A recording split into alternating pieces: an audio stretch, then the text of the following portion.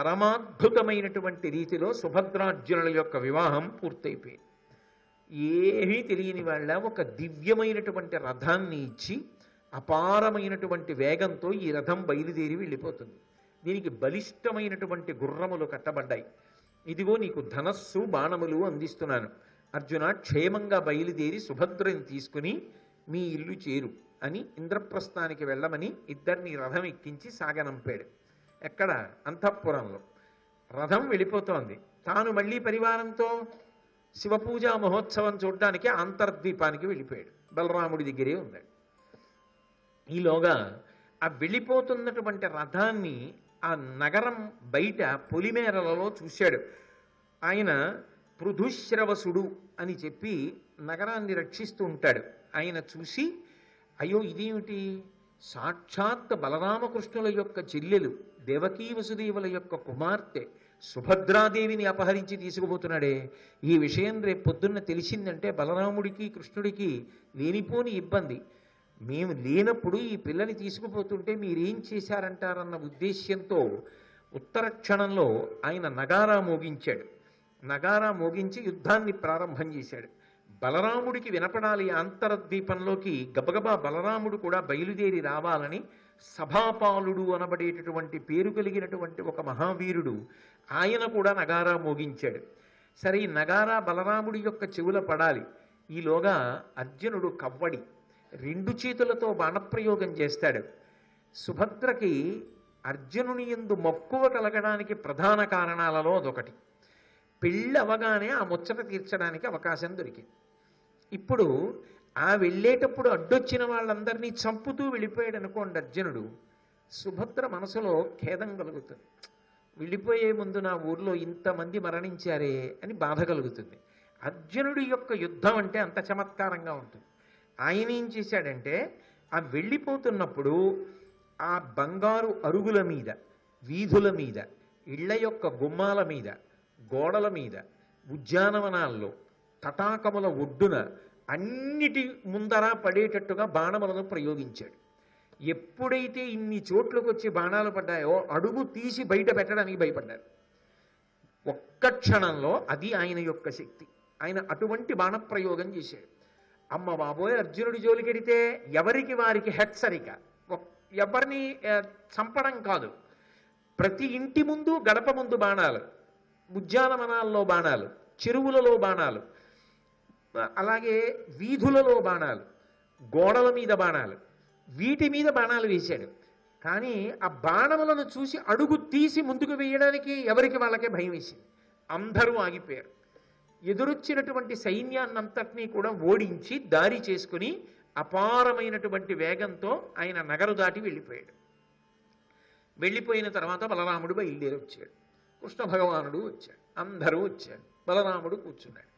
కూర్చుని ఆయన అన్నాడు, ఇంతమంది వీరులం మనం ఉన్నాం, దుర్భేద్యమైనటువంటి నగరం, ఇటువంటి చోటికి అర్జునుడు వచ్చి మనకు సంబంధించినటువంటి పిల్లని చెప్పకుండా చెయ్యకుండా తీసుకెళ్ళిపోయాడంటే ఆయన చాలా సాహసం చేసినట్లు కదా. ఇంత సాహసం చేసినా కూడా మనందరం ఏమీ చెయ్యకుండా ఊరుకుంటే అప్రతిష్ట కదా, అగౌరవం కదా. అందుకే ఇప్పుడు మనందరం మహాసముద్రంలో ఉంది సైన్యం అంతా. ఈ సముద్రం లాంటి సైన్యం అంతా కలిసి వెళ్ళి అర్జునుడిని వెంట తరుదాం, వెంట తరిమి అర్జునుడిని పట్టి వెనక్కి తీసుకొద్దాం అని కృష్ణుడి వంక తిరిగాడు. కృష్ణుడు ఏం మాట్లాడటలేదు. ఆయనకు అనుమానం వచ్చింది. అనుమానం వచ్చి అన్నాడు, నీ వెరుగకుండా గర్వముతో విజయుడు తా సుభద్ర తోడ్కొని బలిమిన్ పోవగ అంత సమర్థుడే నావుడు కృష్ణుండు రామునకు ఇట్లనియన్. కృష్ణ, నాకు అనుమానంగా ఉంది, నీకు తెలియకుండా అర్జునుడు ఇక్కడికి వచ్చి ఇంత గర్వంతో ప్రవర్తించి మన ఇంటికి సంబంధించిన పిల్లని పట్టుకుపోయాడా? నీకు తెలిసే ఉంటుంది.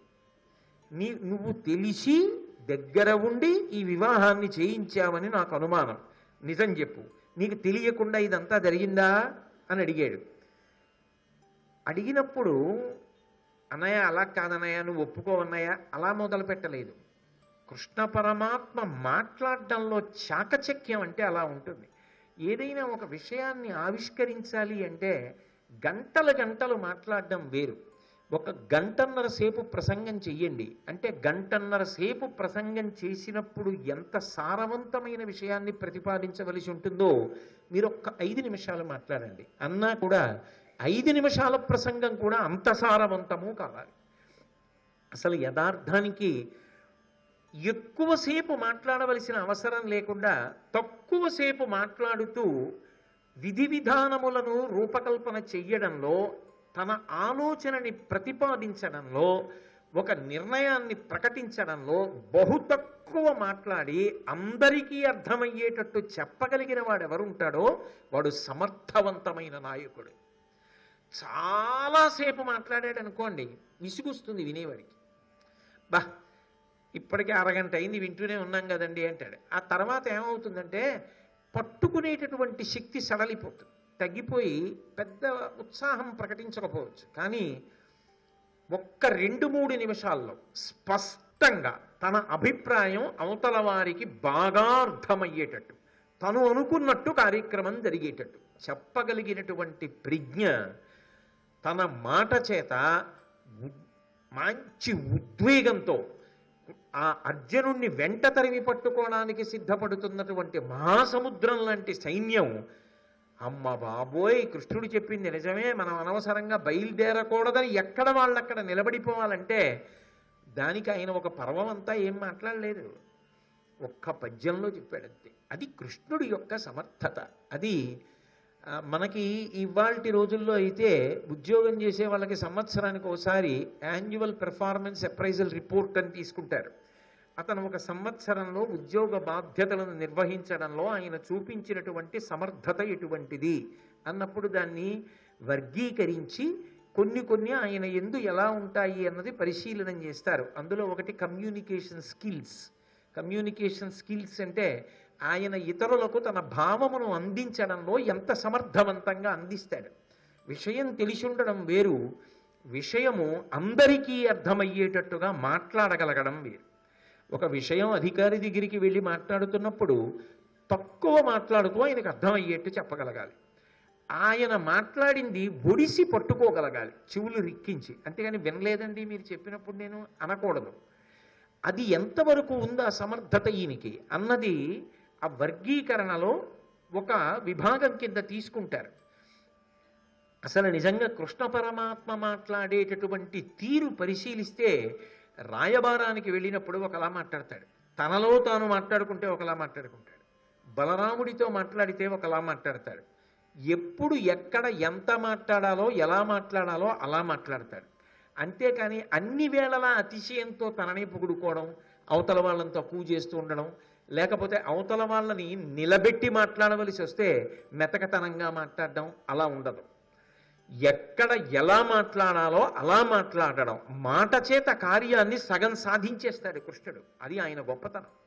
అందుకే ఆయన బలరాముడి వంక అక్కడ ఉన్న సైన్యం వంక చూసి అన్నాడు, భరతకులాగ్రని పాండవ సింహంబు సర్వధర్మజ్ఞుడా సవ్యసాచి తన మేన మరదెలి ధవళాక్షి తోడ్కొని చనియే ఆతనికది చనదే చెప్పుడా అప్పార్ధు పిరుంద మీరరుగంగా వాడంత అశ్రమ సాధ్యుడే ఆహవమున అఖిలాస్త్రవిదుడు ద్రోణాచార్య శిష్యుండు జిత కాశీ అని వాని చెప్ప వినరే వలవ ఉడుగుడెనిన వామను పలుకను వేల గడవదయ్యే వృష్ణి భోజ యాదవంబురాసి అట ధనంజయుడు అవిజేయుడు అభిమతార్థ సిద్ధి పొంది.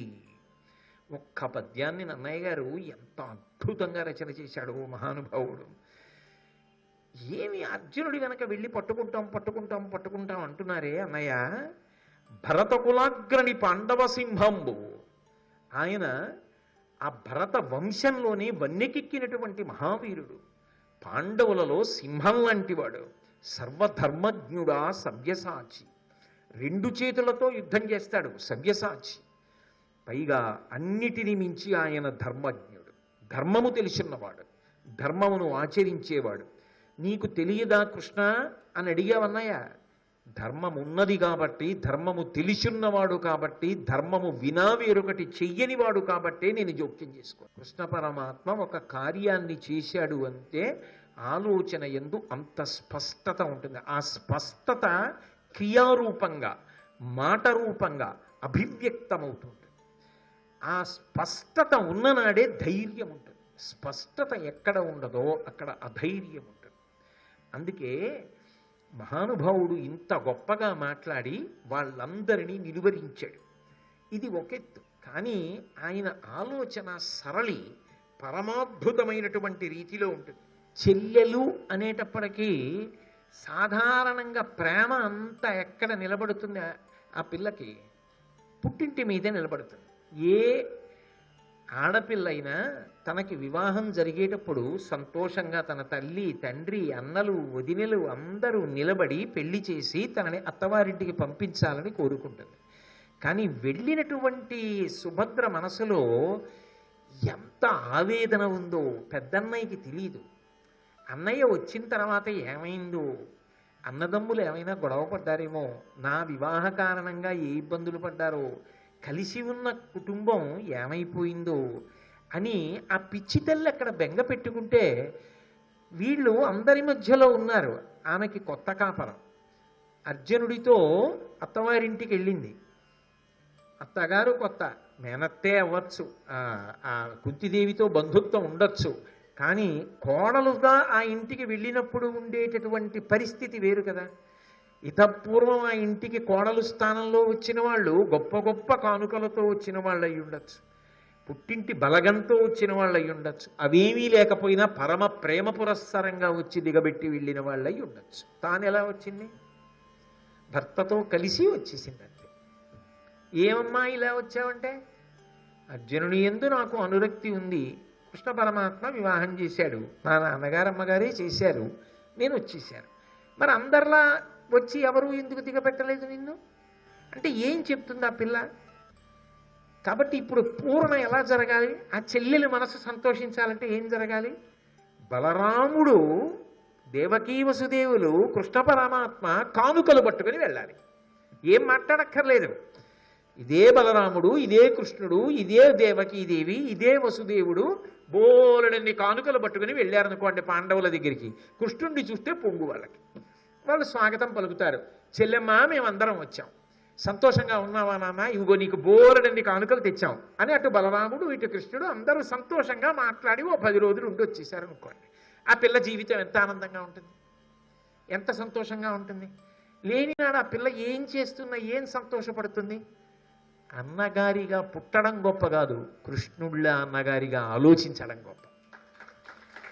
ఎంత గొప్పగా ఆలోచించాడు.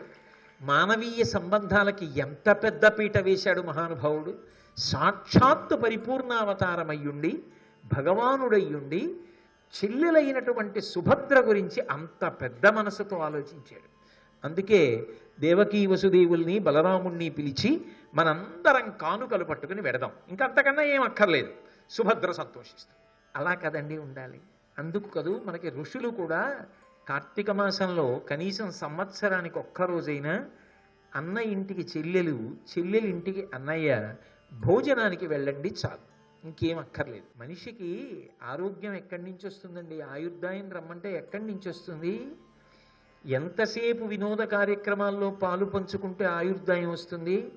ఒక్కసారి ఆ తోడ పుట్టిన దాని దగ్గరికి వెళ్ళేటప్పటికీ, ఏదో అన్నయ్య నీకు వెలక్కాయ పచ్చడి ఇష్టంరా, నువ్వు వస్తున్నావని అన్నయ్య ఊరంతా తిరిగి వెలక్కాయలు తెచ్చానురా అని ఆ చెల్లెలు ఇంత వెలక్కాయ పచ్చడి చేసి పప్పు అన్నం పెట్టిందనుకోండి. ఆ చిన్ననాటి ముచ్చట్లు మాట్లాడుకుంటూ ఏవేవో మాట్లాడుతూ సంతోషంగా కబుర్లు చెప్పుకుని రాత్రి పడుకున్నా కూడా కుర్చీ వేసి కూర్చుని అన్నయ్య నీకు నిద్ర వస్తుంది కానీ మళ్ళీ వెళ్ళిపోతావురా అని చెప్పి ఆ చెల్లెలు మాట్లాడుతుంటే సంతోషంగా అన్నయ్య అన్నయ్య అన్నయ్య అన్నయ్య అన్నయ్య అని 1-4 మాటలు చెల్లెలు పిలిచి, చెల్లెల్ని చెల్లెమ్మ చెల్లెమ్మ అని అన్నయ్య పిలిచి 1-2 రోజులైనా గడపకపోతే ఎంత సంపాదించి దాస్తే మాత్రం దాని వెనక ఆనందం ఉంటుంది. ఎక్కడో మానవీయ సంబంధముల వలన మనిషిగా బ్రతకాలి. లేనినాడు మిగిలిన ప్రాణులకు మనుష్య ప్రాణికి ఎక్కడుంటుంది అనుబంధం? అందున తోడ పుట్టిన వాళ్ళు అన్న అనుబంధం ఉందే, అది ఇక మళ్ళీ రమ్మంటే వచ్చేది కాదు.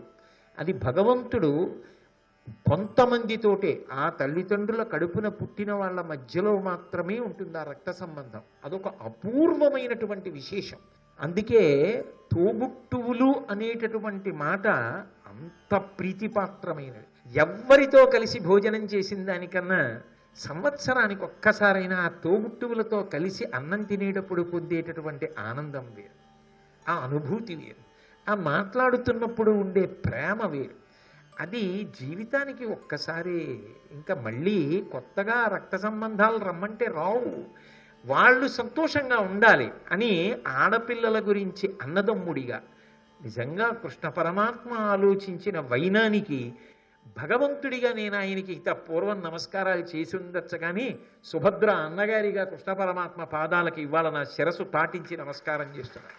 లోకానికి మహానుభావుడు మానవీయ సంబంధములు నెరపడంలో ఆదర్శమూర్తి అయి నిలబడ్డాడు. అందుకే బలదేవ సాత్యకి ప్రద్యుమ్న వసుదేవులాదిగా బెరసిన యాదవాగ్రగణ్యులు తాను అగణ్య మహావస్తు వాహనంబులు కొని వాసుదేవుండు అనుజకు అరణమీనర్ధితో చనుదించే హరిరాక ఎరిగి ధర్మాత్మజుండు గరము గారవమున కవలను కృష్ణునకెదురు పుత్తించిన ఇంద్రనీల ఇందువంశ విభుడు ఉపేంద్రుడు ఇంద్రప్రస్థ పురము సొచ్చే అతి విభూతి మెరసి అనుజవరులతోడ అంత ప్రత్యుద్గతుండై యుధిష్ఠరుండు హర్షమొసగా.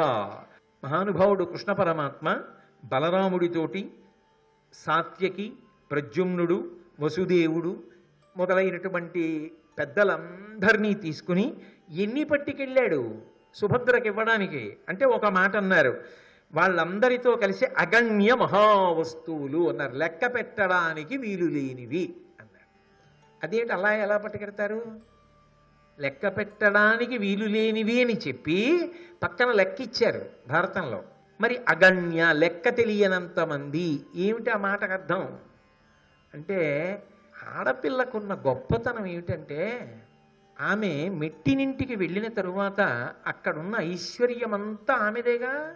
భర్త గారు కోటీశ్వరుడు అనుకోండి, ఆమె కూడా ఆ కోట్లకు అధిపతియే. ఆయనకి కారుంటే ఆవిడికి కారు ఉన్నట్టే, ఆయనకి బోలెడంత బంగారం ఉంటే ఆ అమ్మాయికి బోలెడంత బంగారం ఉన్నట్టే. ఇప్పుడు ఆ అమ్మాయి చీనాంబరములు కట్టుకోవచ్చు, కానీ పుట్టింటికి వచ్చినప్పుడు ఒక 100 రూపాయల నూలు చీర పెట్టారనుకోండి, ఆ నూలు చీర పెట్టినప్పుడు ఆ పిల్ల అత్తవారింటికి వెళ్ళిపోయేటప్పుడు తను తెచ్చుకున్న బట్టల్లో చీనాంబరం తీసి కట్టుకోదు. పుట్టింటి వారు పెట్టినటువంటి సాదా సీదా చీర తాను కట్టుకుని పెద్దలందరికీ నమస్కారం చేసి అత్తవారింటికి ఎడుతూనే మా అన్నయ్య పెట్టాడు, మా నాన్నగారు పెట్టారని చీర చూపించుకుంటాడు. మా నాన్నగారు పెట్టిన చీర అని దాచుకుంటుంది, మా అన్నయ్య ఇచ్చిన చీర అని దాచుకుంటుంది. ఏదో పవిత్రమైన సందర్భాల్లో కట్టుకుని అదేమిటి అని ఉండగా చీర కట్టుకున్నాం అంటే అది మా నాన్నగారు పెట్టిన చీర, అది మా అన్నయ్య ఇచ్చిన చీర అంటే అగణ్య. ఆమె దృష్టిలో దాని విలువ కట్టడం సాధ్యం కాదు. అది పుట్టింటి వారి ప్రేమ. అందుకే బలరామకృష్ణులు పట్టుకెళ్ళినది సుభద్రకి ఎంత ఆనందం ఇచ్చినది అన్నప్పుడు ఆ వస్తువులకు విలువ లెక్క కట్టి చెప్పడం సాధ్యం కాదు. సర్వం శ్రీ ఉమామహేశ్వర పరబ్రహ్మార్పణమస్తు. స్వస్తి.